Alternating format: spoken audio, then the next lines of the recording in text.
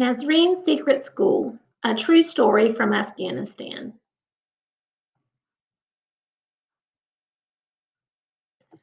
Author's note.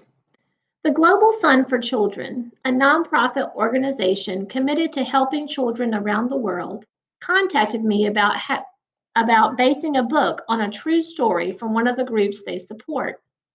I was immediately drawn to an organization in Afghanistan that founded and supported secret schools for girls during the 1996 to 2001 reign of the Taliban.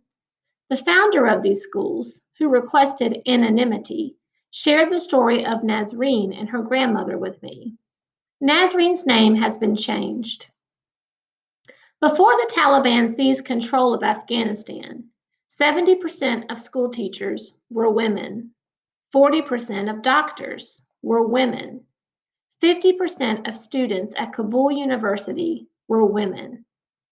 After the Taliban seized control of Afghanistan, girls weren't allowed to attend school or university. Women weren't allowed to work outside the home. Women weren't allowed to leave home without a male relative as chaperone.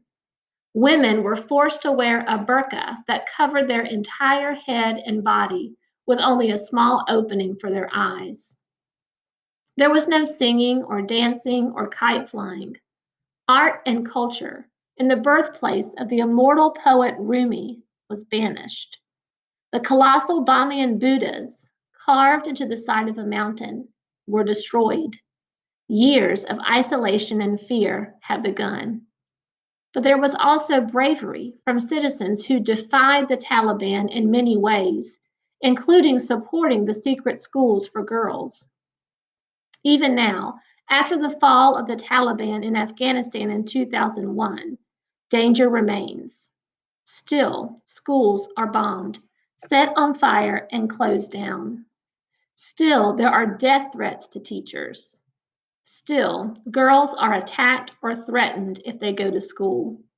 And still, the girls, their families, and their teachers defy the tyranny by keeping the schools open. Their courage has never wavered. My granddaughter, Nasreen, lives with me in Herat, an ancient city in Afghanistan. Art and music and learning once flourished here.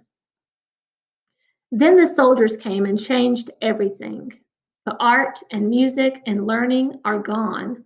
Dark clouds hang over the city.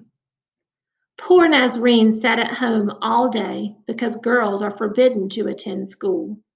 The Taliban soldiers don't want girls to learn about the world the way Nasreen's mama and I learned when we were girls. One night, soldiers came to our house and took my son away with no explanation. We waited many days and nights for his return. Finally, Nasreen's frantic mama went searching for him, even though going out alone in the streets was forbidden for women and girls. The full moon passed our window many times as Nasreen and I waited. Nasreen never spoke a word. She never smiled. She just sat, waiting for her mama and papa to return. I knew I had to do something.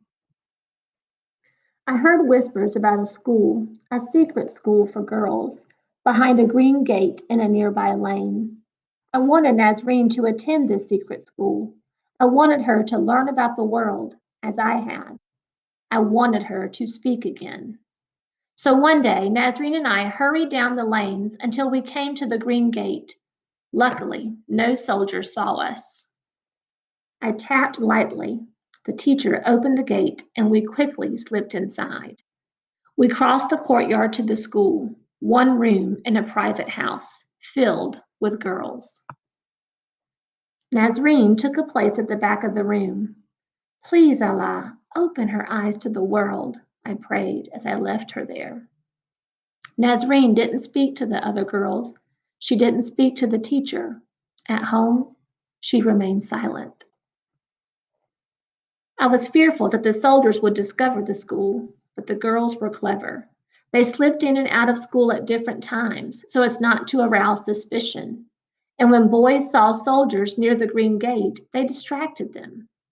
I heard of a soldier who pounded on the gate, demanding to enter. But all he found was a room filled with girls reading the Koran, which was allowed. The girls had hidden their schoolwork, outwitting the soldier. One of the girls, Mina, sat next to Nasreen every day, but they never spoke to each other. While the girls were learning, Nasreen stayed inside herself.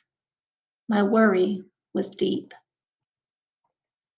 When school closed for the long winter recess, Nasreen and I sat by the fire. Relatives gave us what food and firewood they could spare. We missed her mama and my son more than ever. Would we ever know what happened? The day Nasreen returned to school, Mina whispered in her ear, "I missed you." And Nasreen answered back, "I missed you too."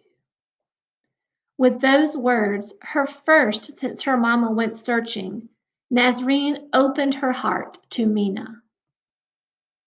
And she smiled for the first time since her papa was taken away.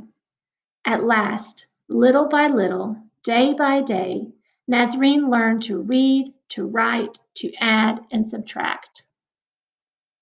Each night she showed me what she had discovered that day. Windows opened for Nasreen in that little schoolroom. She learned about the artists and writers and scholars and mystics who long ago made Herat beautiful. Nasreen no longer feels alone. The knowledge she holds inside will always be with her, like a good friend. Now she can see blue sky beyond those dark clouds. As for me, my mind is at ease.